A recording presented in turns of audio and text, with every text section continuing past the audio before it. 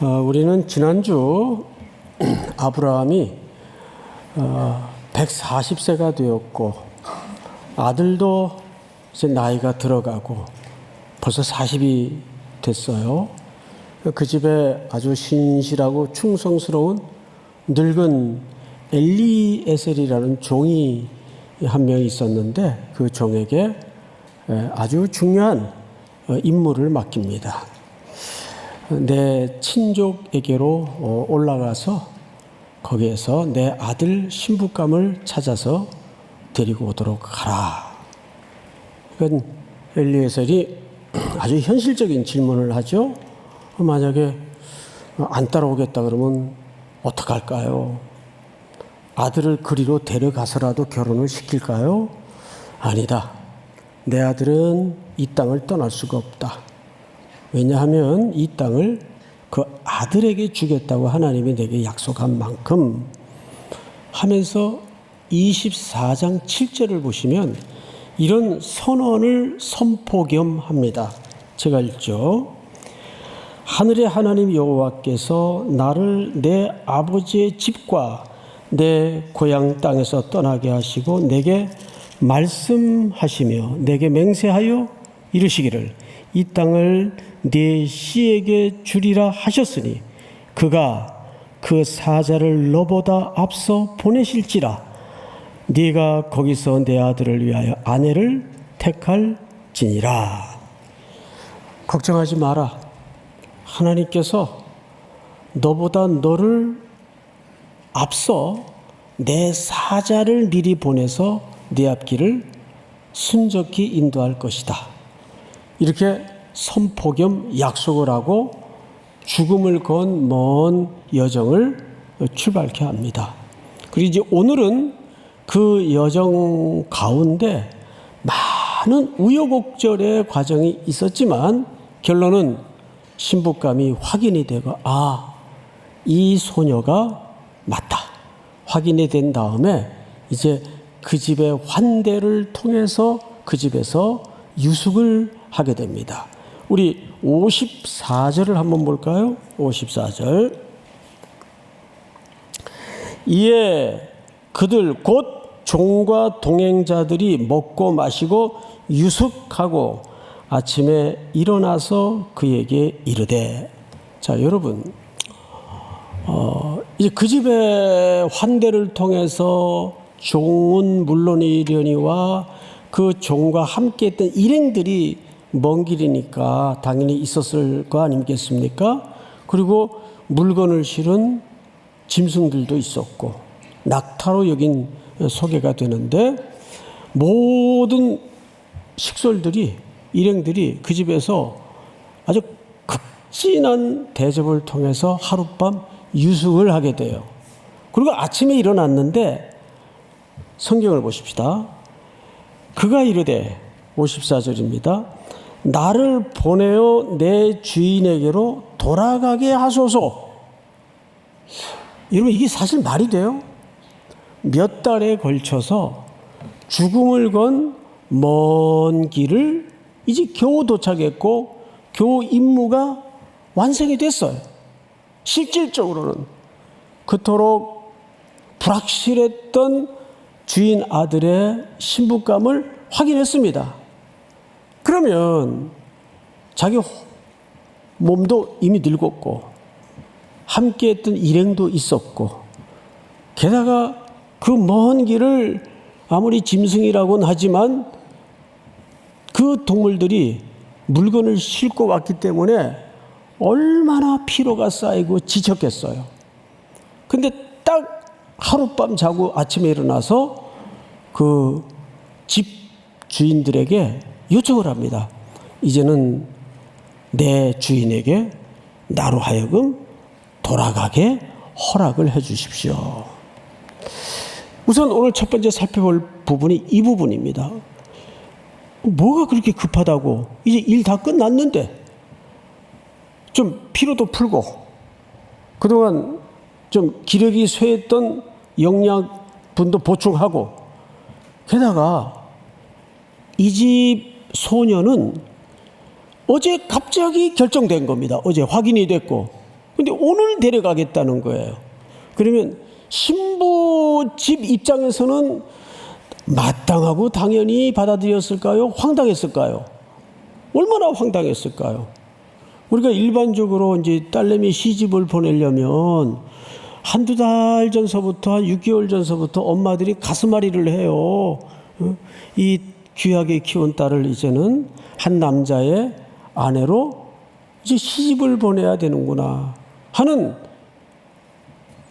쓸쓸한 마음에 엄마들이 가슴앓이를 하게 돼 있는데, 그 다음날, 어제 결정을 했는데 그 다음날 데려가겠더니 이게 말이 돼요?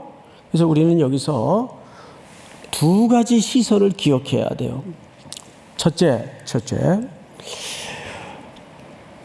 종의 입장에서의 시선입니다.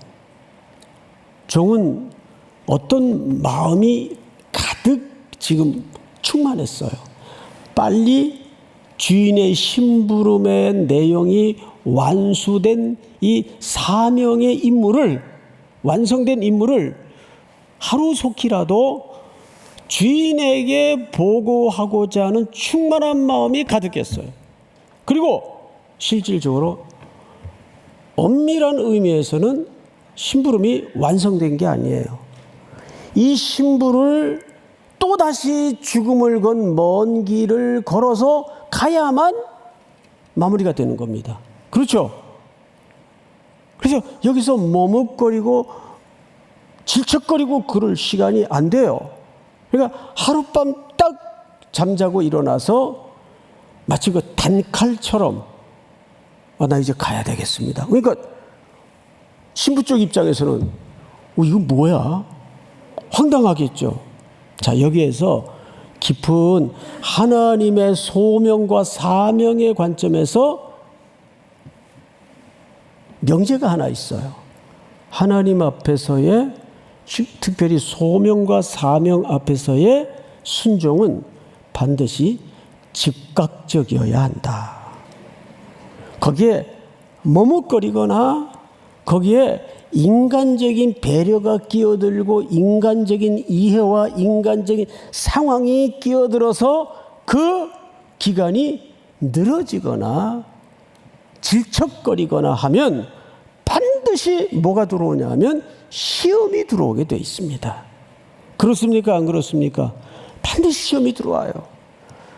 아브라함에게 100세나 넘어난 아들을 어느 날 아침 바치라고 하나님이 말씀하실 때 아브라함이 며칠 고민했나요? 다음 날 아침에 일찍이 일어나 그랬어요. 일찍 일어나. 게다가 자기 와이프하고 의논도 안 했어요. 의논도. 왜? 이건 혈육과 의논할 필요가 없는 게 아내를 무시하는 차원이 아니라 만약에 의논했다면 여보, 어제 하나님이 그 우리 이삭을 모리아 땅 어느 한 산에 제물로 갖다 바치려는데 당신 생각은 어떻소? 그러면 아마 길거리에 누웠을 거예요. 날 죽이고 가라고. 어머니니까 그러지 않겠어요, 여러분? 그러니까 하나님께서 이미 단호하게 선명하게 명령하신 사명과 소명에 대해서는 다음날 아침에 바로 일어나 이렇게 돼 있어요. 일찍이 일어나. 그러니까 하나님의 위대한 성경 속의 역사의 현장에는 반드시 따라다니는 후렴구가 있어요. 즉시, 바로 이런 표현이 담아져 있어요. 근데 우리는 왜 자꾸 머뭇거리죠? 왜 자꾸 한 번 더 생각을 하죠? 사실은 그 자체가 불순종이에요. 하기 싫은 거예요. 가기 싫은 거예요. 뭐 그러다가 또 십몇 년 헤매이고 돌아다니다가 이 길이 아닌가 봐.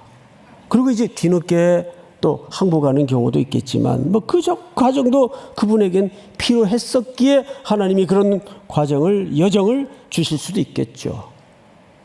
그러나 원론적으로 하나님 앞에서의 순종은 반드시 어떠해야 된다? 즉각적이어야 된다. 믿습니까?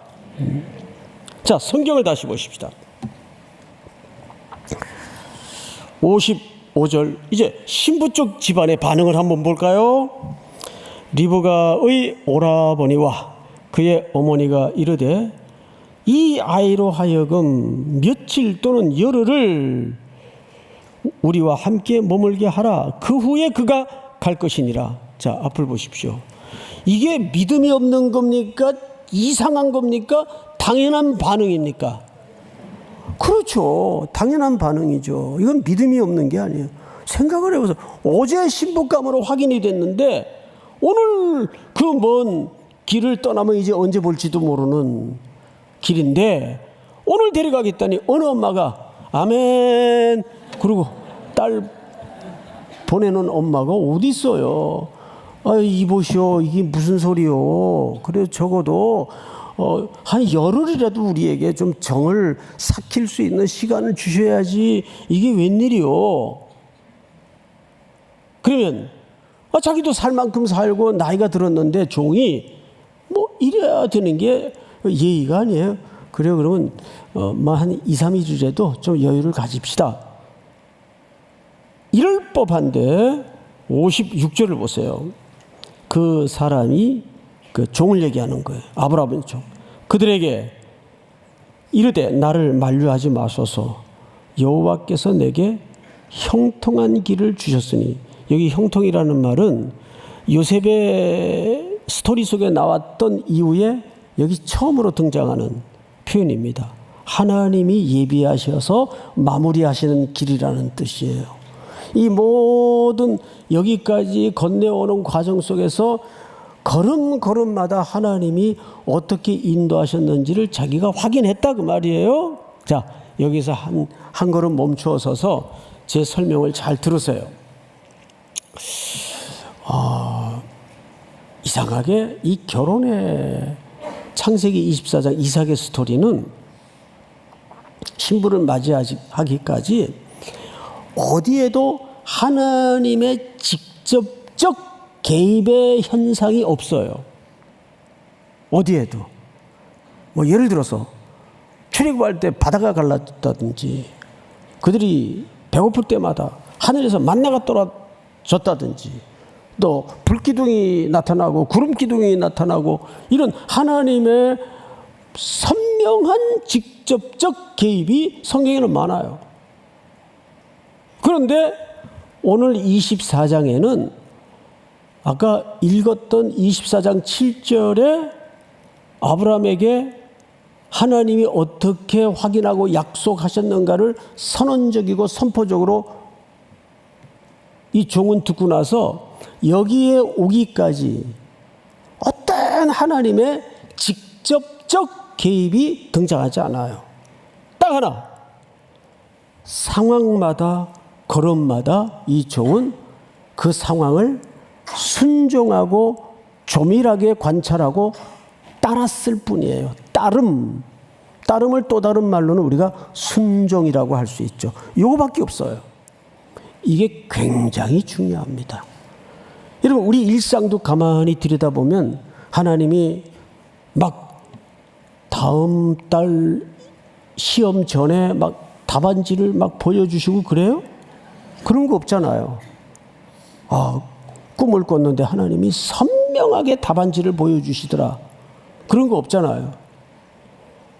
이제 미팅을 하러 나가기 전에 그 전날 밤 막 꿈에 몽따주가 나타나는데 원빈이 막 나타나고 그래요?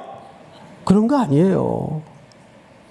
오로지 매일 그저 어느 날이나 똑같은 누구나 겪는 일상 속에서 조밀하게 하나님의 상황을 이끄심을 따랐을 뿐이에요. 그 이야기를 하는 거예요. 그래서 56절을 잘 보시면 그 사람이 그들에게 이르되 나를 만류하지 마소서. 여호와께서 내게 형통한 길을 주셨으니 나를 보내어 내 주인에게로 돌아가게 하소서. 그러면 지가 가면 되지 왜 이렇게 부탁을 할까요? 아니, 이 집 소녀를 데려가야 될 거 아니에요. 그러니까 부탁을 하는 거예요. 그러니까 이 소녀의 집사람들이 이 주인의, 이 종의 단호한 의지를 확인하고 제안을 하나 합니다. 그 제안이 뭔가 잘 보세요. 57절 다 같이 시작. 그들이 이르되 우리가 소녀를 불러 그에게 물으리라 하고 58절 다 같이 시작. 리브가를 불러 그에게 이르되 내가 이 사람과 함께 가려느냐 그가 대답하되 가겠나이다. 자, 여기가 거의 오늘 이야기의 정점이에요. 이제 종은 양보하지 않고 굳이 하룻밤만 자고 가겠다고 나서요. 부득부득. 그거 뭐 어떻게 할 수 없지. 그래서 이 소녀의 집안 어른들이 이보시오. 그러면 이렇게 합시다. 뭐 결혼은 결국 당사자가 하는 거니까.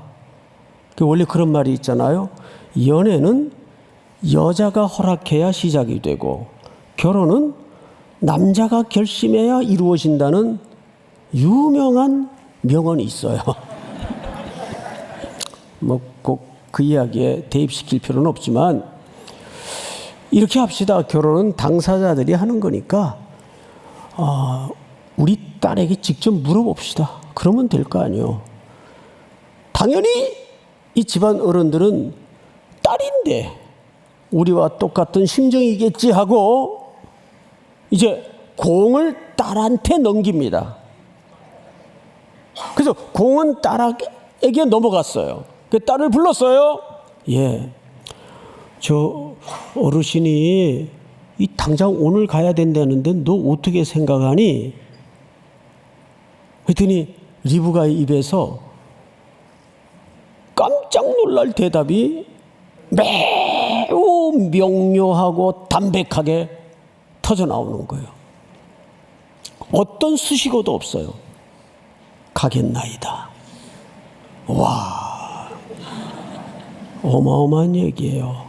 여기에 내가 지금은 가기 싫지만 내가 뭐 어차피 갈 건데 이런 어떤 미사여구도 붙어 있지 않아요. 담백하게 가겠나이다. 아니, 이 딸은 엄마에 대한, 오라비에 대한 집안 가족들과의 정분이 없겠어요? 당연히 사람인데 있죠. 자라온 세월이 있는데.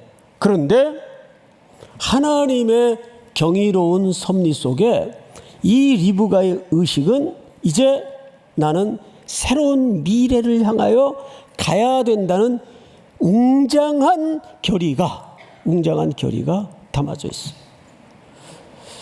그래서 제가 방금 전 챗 GPT에다가 쳐봤어요. 나는 우울하다. 나는 지금 웅장한 마음이 있다. 나는 어떤 결연한 의지가 있다의 정서를 바탕으로 음악을 좀 만들어줘. 그때 뭐 악보 하나를 토해내더라고요. 나중에 소개할게요. 나중에 4분의 4박자. 참 무서운 세상이에요. 예? 자, 그런데 문제는 이 리브가의 매우 정확하고 담백한 어떤 미사여구도 머뭇거림과 망설임도 없는 가겠나이다. 자, 전체가 한번 따라서 합니다. 가겠나이다. 이 한마디로 어쩌면 소멸되거나 끊어질 수도 있었던 하나님의 언약의 역사가 큰 언덕을 넘어가요. 물론 이 소녀는 개인적인 고백을 한 거예요. 뭐 이 소녀가 아직 어린데 뭐 내가 이 고백을 하면 하나님의 언약이 신학적 이거 생각했겠어요? 그런 거 생각 못했단 말이에요. 그렇지만 그 순전한 담백한 망설임 없고 단호한 고백이 하나님의 역사의 물줄기를 트는 계기가 된 겁니다. 이게 중요한 거예요. 왜 이게 중요하냐 하면 우리가 일상 속에서 한 걸음 한 걸음을 내딛는데 누구나 하나님의 사명과 소명만 생각하고 걸어가는 사람은 없어요. 그죠? 내 오늘의 하루의 삶이 또 한 발자국 떼는 걸음이 의미가 잘 모르겠고 그저 오늘 나에게 당장 주어진 당연하고 마땅히 걸어가야 될 길을 나는 한 걸음 걸은 것뿐인데 하나님은 그 사람의 일상을 통해서 누구의 서사를 만들어 갑니까? 하나님의 서사를 만들어 가는 거예요. 그러니까 이런 거죠. 우리의 일상의 스토리가 결국 하나님의 경륜으로 누구의 서사가 되는 겁니까? 하나님의 서사가 되는 거예요. 그러니 오늘 나에게 주어진 하루의 일상이 소중해요? 소중하지 않습니까? 굉장히 소중합니다. 할렐루야. 이야기를 마저 이제 봅시다. 58절 리브가를 불러 그에게 이르되 네가 이 사람과 함께 가려느냐? 그가 대답하되 가겠나이다. 엘레크 가겠나이다. 엘레크. 오늘 돌아가시는 길에 푸사의 글자를 다 바꾸세요. 엘레크 가겠나이다. 어디인지는 목적도 방향도 알 수 없지만 주께서 가라시면 가겠나이다. 선교지를 다니면서 선교사님들과 많은 대화를 나누다 보면 모아지는 최대 공약수가 이 단어예요. 왜 와야 되는지도 몰랐습니다. 왜 가야 되는지도 몰랐습니다. 왜 내가 그 좋은 직장을 내려놔야 되는지도 몰랐습니다. 그런데 그러지 않으면 견딜 수 없고 감당할 수 없는 마음을 내게 주시는데 어쩔 수가 없었습니다. 가겠나이다. 이 리브가의 일상에서 소녀로서 했던 조그만 대답이지만 하나님은 이 소녀의 조그만 대답을 통해서 하나님의 언약을 만들어가는, 언약을 이어가는 위대한 하나님의 스토리로 만들어가요. 59절을 볼까요? 그들이 그 누이 리브가와 그의 유모와 아브라함의 종과 그 동행자들을 보내며 자 여러분 저는 여기서 한참 머물러 있었어요. 이 본문 앞에서 결국 어린 소녀의 자기의 딸의 자기 누이 동생의 이 간결하고 간단한 대답 한마디에 온 가족은 동의하는 겁니까? 동의하지 않는 겁니까? 동의하고 있어요. 수용해주고 있어요. 어느 집 엄마들 같았으면 이놈의 기세가 이게 아직 철딱선이 없어가지고 그랬을까요? 안 그랬을까요? 당연히 그렇죠. 너 미쳤니? 너 남자 얼굴도 안 보고 너 왜 그래 도대체? 시집 못 가서 환장을 했냐 뭐 그러면 당연히 가정에서 나올 수 있는 반응들 아니겠어요? 그런데 보냅니다. 저는 왜 여기서 한참 머뭇거렸는가 하면 한 사람의 종이 하나님의 역사를 이루기까지 홀로 그 자리에 서 있는 게 아니에요. 수많은 사람들의 경제적인 지원, 수많은 분들의 보이지 않는 기도, 도움의 손길, 가족들의 깊은 헌신, 가족들의 동의, 가족들의 그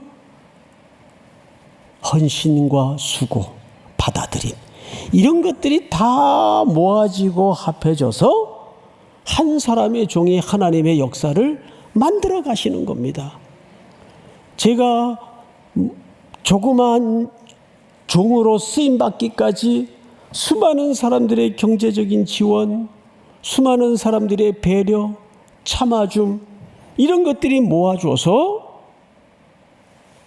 한 종이 그저 그 자리에 서 있을 수 있었던 거죠. 혼자 잘나서 되어지는 게 아니란 말이에요. 그래서 그래서 항상 하나님께 쓰임받는 분들은 겸손하셔야 돼요. 저서부터. 뭐 자랑할 게 없어요. 다 하나님께서 오밀조밀하게 부족함이 없도록 채워주고 가려주고 세워줘서 하는 거죠. 수많은 사람들의 손길을 통해서. 그리고 뜻밖에도 이 집의 가족들을 통해서 위대하고도 깜짝 놀랄 만한 축복의 선언이 터집니다. 우리 60 몇 절을 읽냐 하면 60절을 다 같이 읽겠습니다. 다 같이 시작.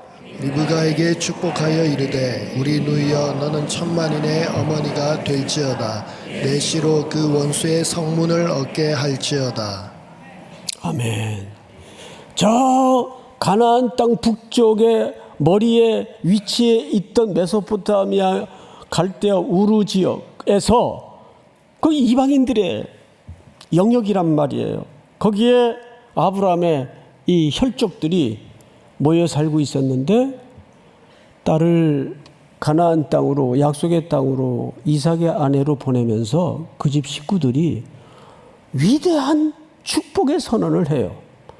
근데 이 선언은 일찍이 창세기 22장에 보면 자 한번 같이 읽읍시다. 다 같이 본문 떴나요? 다 같이 시작. 내가 내게 큰 복을 주고 내 씨가 크게 번성하여 하늘의 별과 같고 바닷가의 모래와 같게 하리니 내 씨가 그 대적의 성문을 차지하리라. 아멘. 이 앞서 창세기 22장에 하나님이 이삭을 모리아 땅 어느 한 산에 제물로 드리라는 명령에 즉각적으로 순종했던 아브라함을 하나님이 시험 끝에 아브라함아 이제야 네가 나를 사랑하는 줄을 알겠다. 네 아들 이삭에게 손대지 마라. 그리고 하신 약속이 뭐냐 하면 내가 네게 큰 복을 주고 네 씨가 크게 번성하여 하늘의 별과 같고 바다의 모래와 같게 하리니 네 씨가 그 대적의 성문을 차지하리라. 이건 궁극적 승리를 약속하는 거예요.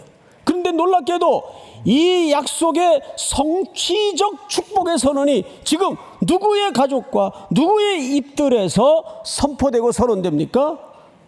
메소포타미아 문명에 살고 있던 리브가의 가족들의 입에서 선포되고 있어요. 그러니까 데칼코마니처럼 하나님의 언약은 먼 역사의 시간표 속에 웅장한 만남을 지금 이루고 있는 겁니다. 이 경륜을 누가 이끌어 가실까요? 하나님이 이끌어 가시는 거예요. 이 가족들이 그런 하나님의 깊은 경륜을 아직은 알 상황과 입장은 안 되었을지라도 자기들이 딸을 향한 선언이고 딸을 향한 선포였지만 축복의 내용이었지만 그들의 그 자기도 무슨 말을 하는지 모르는 그 선포가 메아리가 되어서 오고 올 역사에 이 리브가라는 이삭의 아내를 통해서 하나님의 약속이 만들어지고 이어가고 있는 겁니다. 우리도 그럴 때 있잖아요.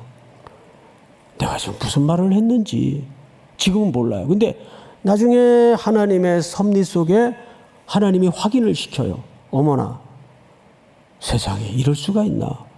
그때 나 그거 무심히 한 얘기인데 하나님이 그때 무심히 한 얘기조차 흘려듣지 아니하시고 내 절실함을 들으셨구나. 그럴 때가 얼마나 많아요. 그래서 오늘 이 이야기의 스토리는 일상 속에 만나는 상황을 통해서 따랐더니 순종했더니 하나님이 어떻게 미리 자기의 사자를 앞서 보내시어 모든 것들을 정확하고 정교하게 아름답게 준비하셨는가를 늙은 종으로 하여금 확인하게 하시는 겁니다. 이제 마지막으로 장면은 바뀝니다. 61절. 리브가가 일어나 여자 종들과 함께 낙타를 타고 그 사람을 따라가니 그 종들이 리브가를 데리고 가니라. 그때에 이삭이 부엘라 헤로이에서 왔으니, 이 부엘라 헤로이는 이삭이 거주하던 장소입니다. 근데 이 장소는 굉장히 중요한 장소예요.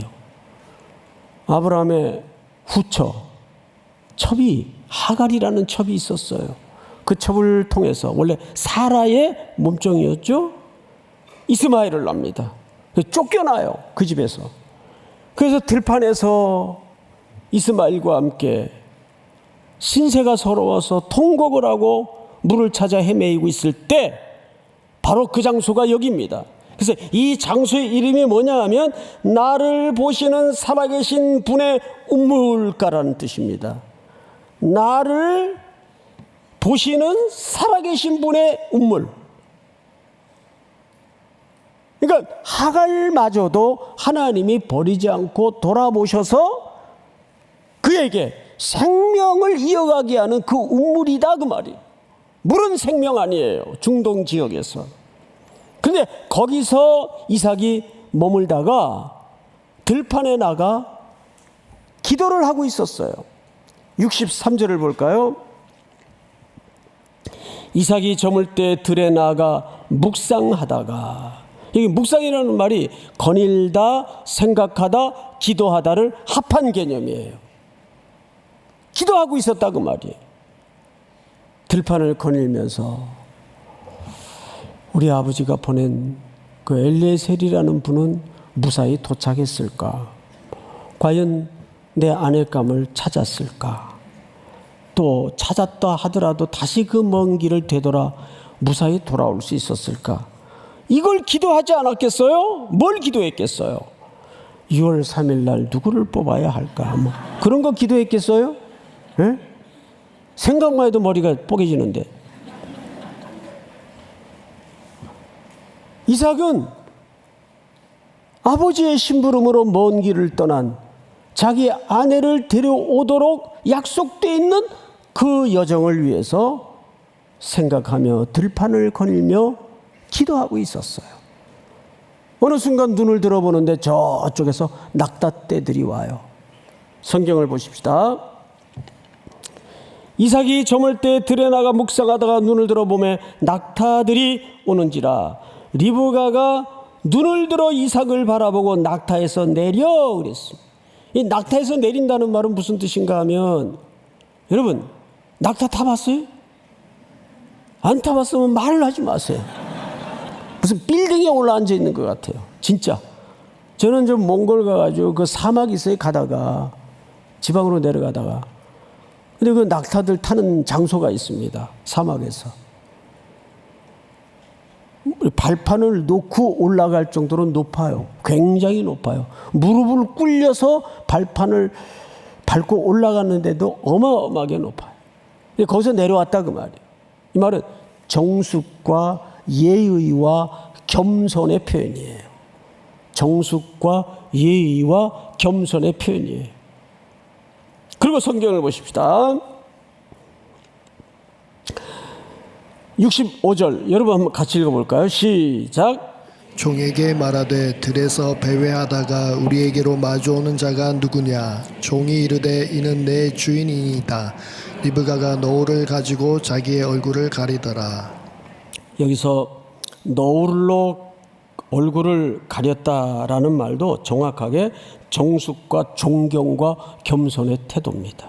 너울로 얼굴을 가립니다. 그리고 성경을 한번 볼까요? 66절. 종이 그 행한 일을 다 이삭에게 아뢰매. 어라, 원래 종이 누구에게 이 사실을 다 보고해야 됩니까? 아브라함이죠. 근데 아브라함은 등장하지 않아요. 이삭에게 모든 그간의 경과를 다 보고합니다. 아주 중요한 영적이고도 신학적 의미가 함유되어 있어요. 이제 언약의 역사는 아브라함에게서 누구에게로 자연스럽게 넘어가고 있다는 뜻입니까? 이삭에게 그 언약이 계승되고 있다는 뜻입니다. 동시에 성경을 잘 보시면 리브가를 맞이하여 사라의 장막에 들였다라고 돼 있어요. 사라는 이삭의 어머니죠. 이삭의 어머니가 돌아가신 지가 지금 3년째예요. 3년이 됐어요. 어머니는 적어도 이삭에게 전부였습니다. 어머니가 돌아가신 후 이삭은 큰 상실감에 빠져 있었어요. 슬픔에 갇혀 있었습니다. 그런데 성경을 잘 보세요. 67절. 이삭이 리브가를 인도하여 그의 어머니 사라의 장막으로 들이고 그를 맞이하여 아내로 삼고 사랑하였으니 이삭이 그의 어머니를 장례한 후에 위로를 얻었더라. 위로를 얻었더라. 자, 결론입니다. 오늘 제목이 또 위로를 얻었더라입니다. 여기서는 크게 두 가지 의미로 생각할 수가 있어요. 당연히 하나님의 언약이 다음 세대로 계승되는 신학적인 의미에서의 위로이기도 하지만 리브가가 자기 개인의 고백을 통해서 길을 떠나기로 작정한 것도 개인의 고백이에요. 그러면 여기서 이삭이 위로를 얻은 것도 1차적으로는 누구의 위로입니까? 개인의 위로예요. 결국 뭘 얘기하고 싶은 건가 하면 하나님은 아무리 소명이 분명하고 사명이 크더라도 개인의 기쁨과 행복과 개인의 고백을 뭉개면서까지 그분의 일을 진행하시는 분이 아닙니다. 믿습니까? 누구인가 큰 사명을 줬어요. 그런데 사실은 그 큰 사명도 하나님의 시선에서는 중요하겠지만 그보다 더 중요한 게 있어요. 그분의 행복이에요. 내 종의 행복과 내 종의 기쁨이 하나님에게는 동시에 중요합니다. 그래서 리브가에게는 기꺼이 그 길을 따르겠다는 고백이 있었고 그 리브가를 맞이한 종의 간증을 통해서 이삭은 위로를 얻었더라. 하나님께서 오늘 저와 여러분들에게 이 위로와 이 기쁨이 이 행복이 일상 속에 차근차근 밟아지면서 그것이 누구의 서사가 되어 하나님의 서사가 되고 또 나아가서 우리의 걸음걸음의 순종은 즉각적이어야 된다. 할렐루야. 다 일어나십시다. 날마다 숨쉬는 순간마다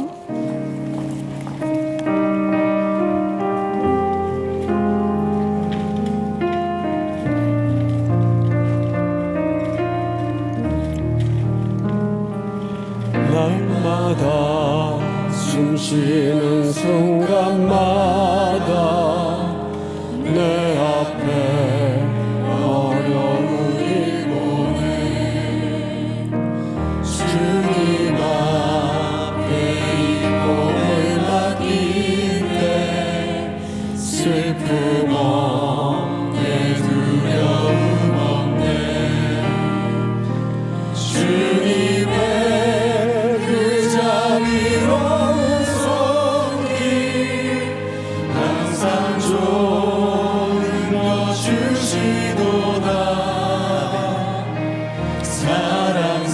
사랑스레 아픔과 기쁨을 수고와 평화와 안식을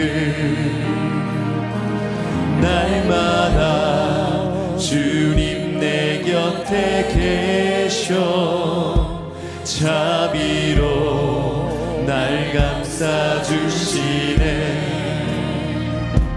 주님 앞에 이 몸을 맡길 때 힘주시네 위로함 주네 어린 나를 품에 안으시서 항상 평안 주시도다 내가 살아 숨을 쉬는 동안